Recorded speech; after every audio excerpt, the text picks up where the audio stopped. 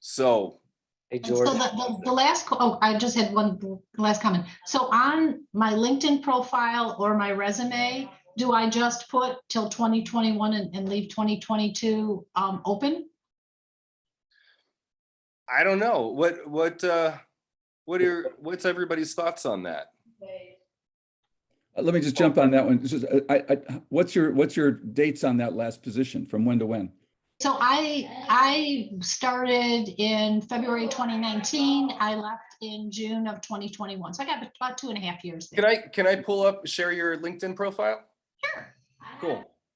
George Donald, while we're doing this, I just got on the full screen and I noticed that a friend of mine that I haven't seen since 7th grade is on this, Gary Erickson, who I'm just delighted to see his picture there. So, hey, Gary. Before you joined, he was giving me all the dirt on you, Gordon. Good to see you there. Hope we get a chance. I think it was 12th grade rather than 7th grade. Okay, could have been. Okay. And I know Maureen, and she is really good at her job, and she's a good hire for anybody who wants to hire her. Well, that's good to hear. You got an ally right there. That's good news. Cool. Yeah, actually, they finally decided to replace me, and so I got Gary in touch with the hiring manager and said, "Hey, so it's all symbiotic, right?" Good. Cool. Excellent. Yeah, I think you're in a buyer's position right now, and I think Gary just sort of reinforced that. So,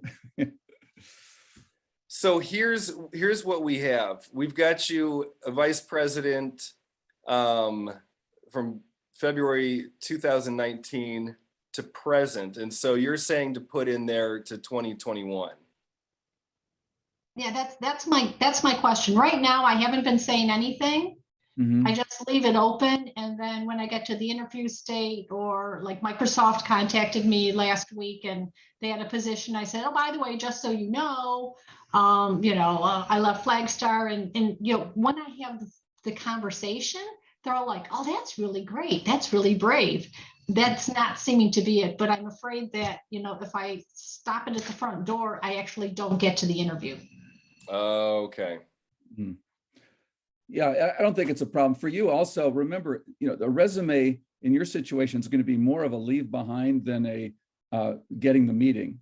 So I don't think it's a problem if you're looking now, and it's still very early in 2022. I don't think there's a problem in that. But actually, I'd like to hear from Gary on that. You're deep into this world of the integrity of your resume and that sort of thing. Is there anything you'd want to suggest on that one, Gary, in terms of just being precise as opposed to leaving that kind of blurry?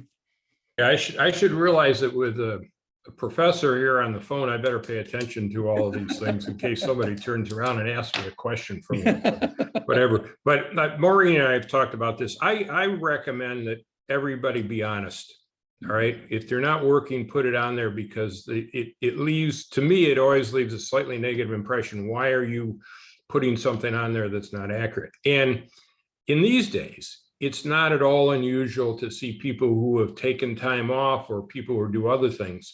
One of the first questions I typically would ask Maureen, what have you been doing for the last 6 months, right? Since you left your position. And if she has some good answers for that, I've been looking for the right job, like you suggested, Gordon, or George, I can't remember which one.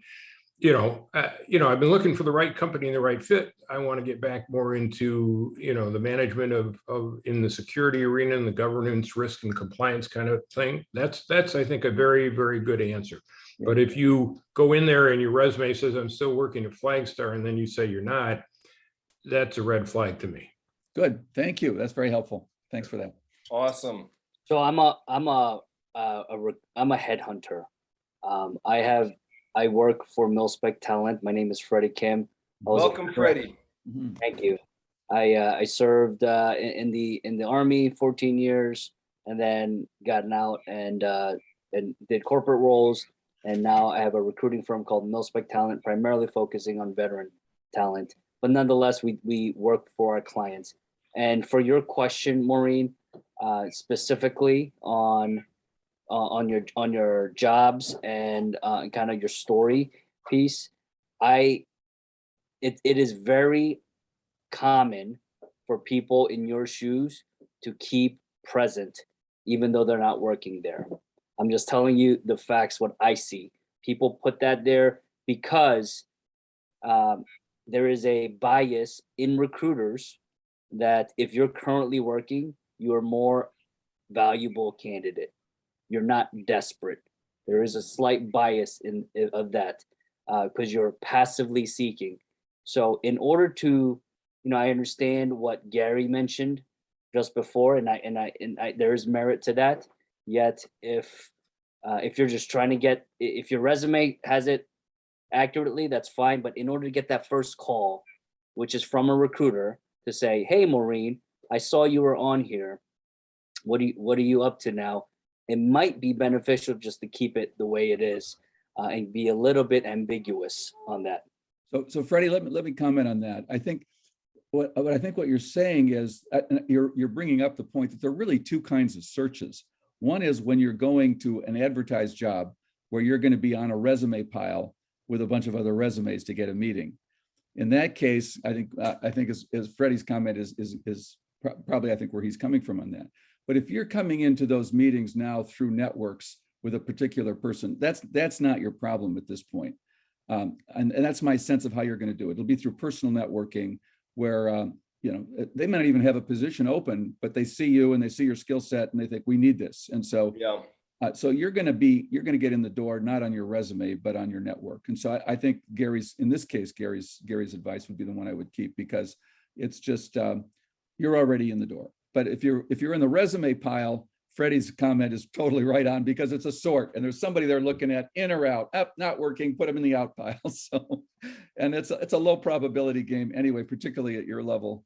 They're looking for who's going to be the best fit at the lowest cost, and that's not your game right now. So. Totally. And I'm just thinking, Maureen, what Dr. Medlock brought up was looking at the companies you want to look at that you're interested in and kind of networking into those. And curious if that's something that you're going to take on. Yeah, it's interesting because I'd heard that before.